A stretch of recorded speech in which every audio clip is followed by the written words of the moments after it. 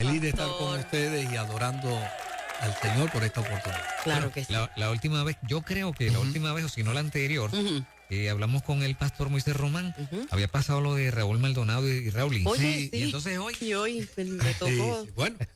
Y pastor, yo lo que le decía a Fernan cuando estábamos hablando en el pasado segmento, compartimos un poco de nuestro sentir al respecto, pero yo quizás le pregunto con relación a su experiencia pastoral. O sea, yo decía hoy, para cualquier pastor, tu mensaje cambió para el domingo. O sea, yo no sé en qué serie tú estás o qué tú estás predicando, enseñando, pero creo que esto ha sido tan, por lo menos, sacudidor y contundente que en los próximos días tenemos que expresarnos sobre el tema, tenemos que predicar al respecto. O sea, ¿qué nosotros tenemos que predicarle a nuestra gente en este momento? ¿Cuál es el mensaje? ¿Cuál es el mensaje con esta tormenta que como que nos sacude la estabilidad? El panorama se pone difícil para las transacciones que Puerto Rico necesita en torno a su recuperación. Mira, sin lugar a dudas, Dios es el Dios de la historia. Y Dios demarca en su plan y en su propósito tal vez aquellas cosas inclusive que no entendemos, aquello que se nos hace incomprensible. Dios está en control de eso. Y como decía el salmista, Dios siempre va a cumplir su propósito. Y desde luego es cierto que hoy es un día de vergüenza, que es un día de dolor, que es un día de aflicción, porque no podemos negar que en un momento dado a nosotros los puertorriqueños nos tuvo que haber molestado las palabras del presidente de los Estados Unidos. Sí, duro. O sea, es innegable que a uno le moleste, y aún aquellas personas que gustan de la política del presidente Trump, puertorriqueños tuvieron que haberse incomodado que el presidente de los Estados Unidos dijera que en Puerto Rico había una incapacidad para gobernar y que había una corrupción. Pero sin embargo, no estaba diciendo mentiras, porque el problema de la corrupción es un problema de muchas décadas, y cada día descubrimos la impotencia que existe por parte de los partidos políticos para manejar el problema de la corrupción. Es como si uno pensara que la gente llega al poder con buenas intenciones, llega a la administración gubernamental con buenos propósitos, pero hay allí una epidemia, hay un mal que los daña, un virus, los pervierte, sí. Entonces, la gran pregunta que nosotros debemos hacernos para el domingo y presentarle a la iglesia es: ¿qué debemos hacer? O sea, debemos conformarnos con esa realidad y hacer de esa conducta desviada un patrón cultural, o en su defecto la iglesia debería alzar su voz profética para decir: hay que establecer estrategias para manejar toda esta problemática. Mira, prácticamente todas las personas que han opinado con respecto a la política latinoamericana, tanto en el campo filosófico, tanto en el campo teórico, tanto en el campo ético, todos han señalado perfectamente bien la problemática de la corrupción, y es la ausencia de valores, y es la ausencia de procesos éticos. Oye, esa es la fuente primordial de la iglesia.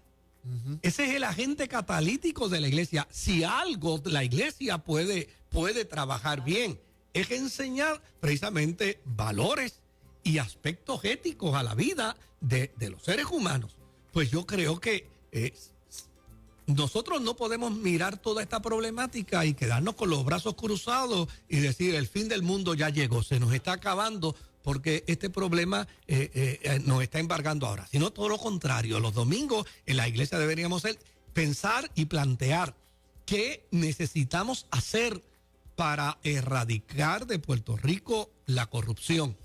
¿Qué necesitamos hacer para que la gente buena, la gente noble que va a trabajar al gobierno no se vean afectados por la corrupción? ¿Y qué podemos hacer para que aquella gente que aspira llegar a posiciones de administración en el gobierno se puedan mantener sanos de corrupción?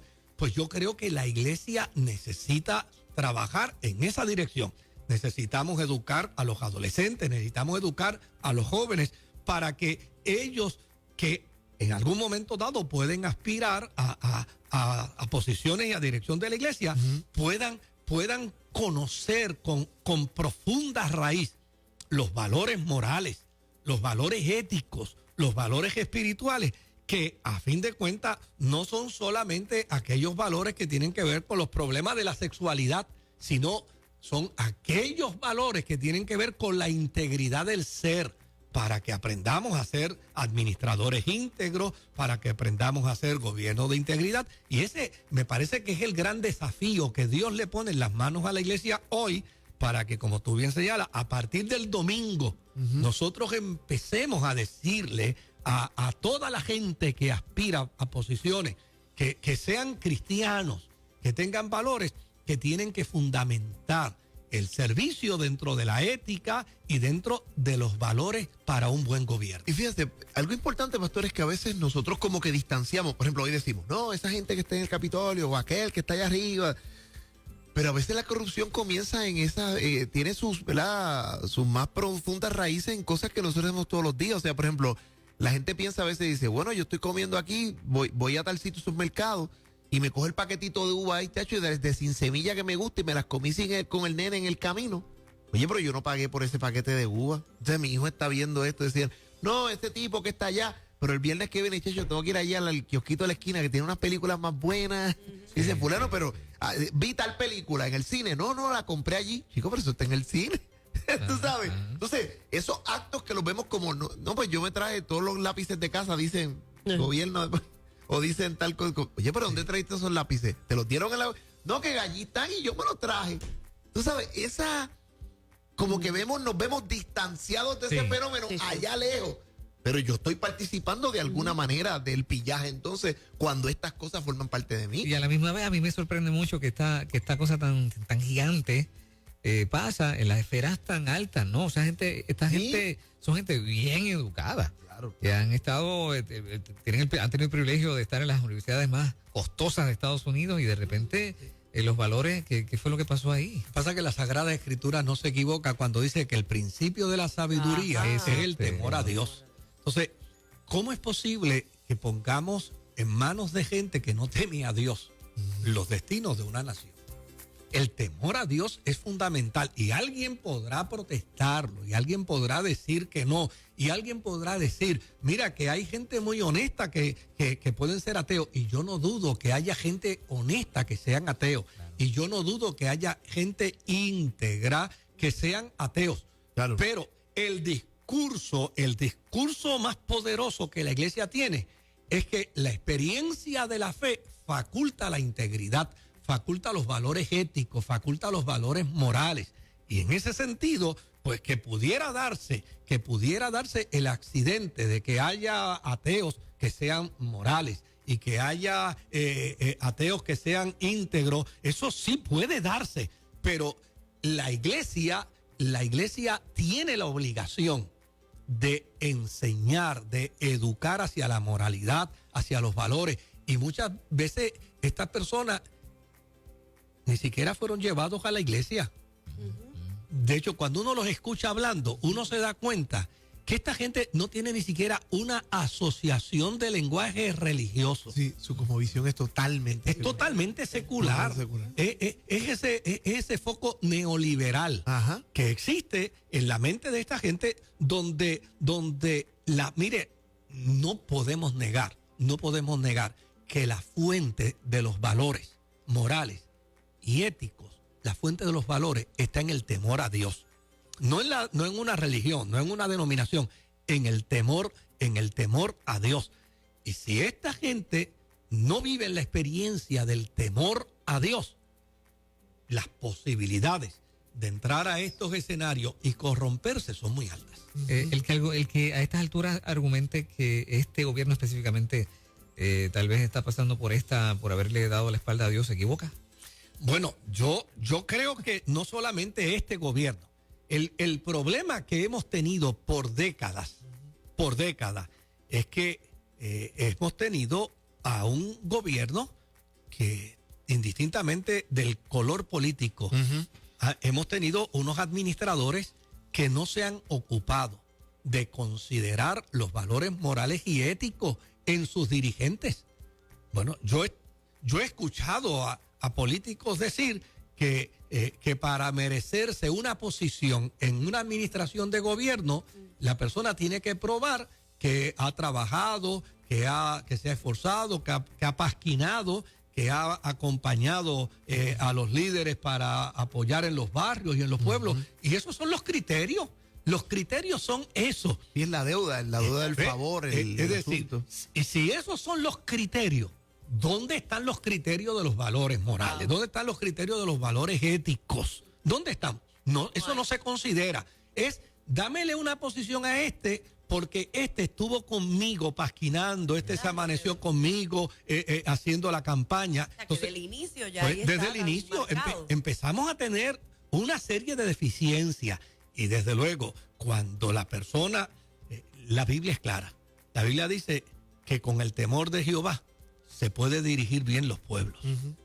Pastor, y por ejemplo, la gente que le dijera, ¿verdad? Yo le escucho, digamos, pero eso, ¿verdad? Poniéndose Sí, en devil sí, advocate. Pero esa gente que hace los valores, con esa mojiganga vienen a decir, mira que él puso los valores, cuentan, y mira para allá ahora. O sea, ¿qué le decimos a esa gente? Porque para alguna gente este discurso es como etéreo, decir, es que los valores, tenemos que arreglarlos, pero es que necesitamos precisamente el escenario de por qué eso es importante aplicarlo como una experiencia de vida. Lo que pasa es que muchas veces la gente piensa que ir a la iglesia faculta al individuo ya de por sí a tener valores. Y no es cierto, no es cierto. O sea, de hecho, esa es la cosmovisión inclusive de los políticos. ¿A dónde van los políticos cuando se acercan las elecciones? A la iglesia, A la iglesia. Pero porque las guaguas de la AMA pasan por la universidad no quiere decir que cada una tiene un bachillerato. Exacto. La ruta bebé, la bella tal no tiene. No les da un bachillerato a las guaguas de la AMA porque pasan por la universidad. O sea, eso es un elemento que necesitamos contrarrestar en el pensamiento de la gente. La gente piensa que cuando nosotros hablamos de los valores éticos y de los valores morales, es simplemente decirle a la gente que vayan a la iglesia. No, no es ir a la iglesia. Es hacer de la experiencia de la fe cristiana una práctica. Una práctica. Cuando uno hace de la experiencia de la fe cristiana una práctica y a un cristiano, a uno que practica la fe cristiana, le dan $5,000 para guardar, sabe que es para guardarlo. Exacto. No se queda con ellos. Y cuando lo ponen a custodiar un dinero, sabe que lo pusieron a custodiar el dinero, no es a malversar el dinero. Entonces, cuando eso se trata de esa manera, y esto está tan claro en la vida, en la vida aún de las empresas, muchas empresas escogen personas cuyos valores no son simplemente un discurso, sino sus valores son evidenciados. Y hay empresas grandísimas que se cuidan de escoger su equipo de trabajo dentro del marco no solamente de valores pronunciados, sino de valores evidenciados. Y hacen inclusive hasta estrategias. Por ejemplo, yo he conocido empresas que en el adiestramiento que dan a sus candidatos para empleo, los ponen el domingo por la noche a participar de una fiesta todo lo que da, con música, con bebida y todo. Y a las 6 de la mañana tienen la primera reunión. A las 6 de la mañana tienen la primera reunión. Y ese mismo día, a las 6 de la mañana, ya ellos están entregando cartas de gracias, pero no te necesito. A todo el que va después de las 6, le hacen entender, óyeme, la fiesta es una cosa, pero el valor de la responsabilidad, el valor de cumplir tus compromisos, el valor de ser responsable con tu trabajo, eso no es negociable. Entonces, es interesante que hay empresas que practican eso. ¿Y por qué la sociedad no lo puede practicar? O sea, el que un político o un aspirante a la política diga que va a una iglesia, eso no es suficiente. Necesitamos evidenciar que esa persona tenga valores morales y éticos de forma auténtica. Y esa historia la vemos precisamente en los jóvenes hebreos. Mira qué valor más auténtico tenían los jóvenes hebreos que decidieron decidieron inclusive la muerte antes que caer en la trampa de traicionar sus propios valores. Mira qué valor extraordinario encontramos en Daniel, que prefirió mejor que lo metieran en el foso de los leones antes que caer y hacer perder sus valores. Pues cuando los valores se dan en términos de la praxis, en términos de la práctica, en términos de la vida, donde le enseñamos a nuestros hijos a respetar lo ajeno, donde le cuestionamos cuando aparezcan con algo que no es de ellos, entonces esos valores, pues la Biblia no se equivoca. Los entronizamos en el corazón del niño y aun cuando se hacen viejos, no se apartan de él. Tremendo, Pastor Moisés Román Eso con es. nosotros. Muchas gracias como siempre y bueno, falta que hace ese mensaje, ¿verdad?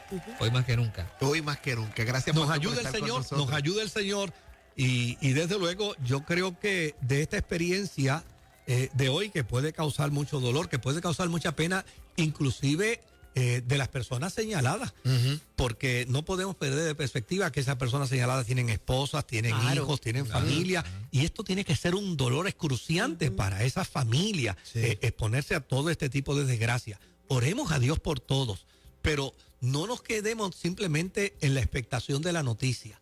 Sentémonos hoy a preguntarnos qué podemos hacer para en el futuro erradicar la corrupción de nuestro país. Excelente.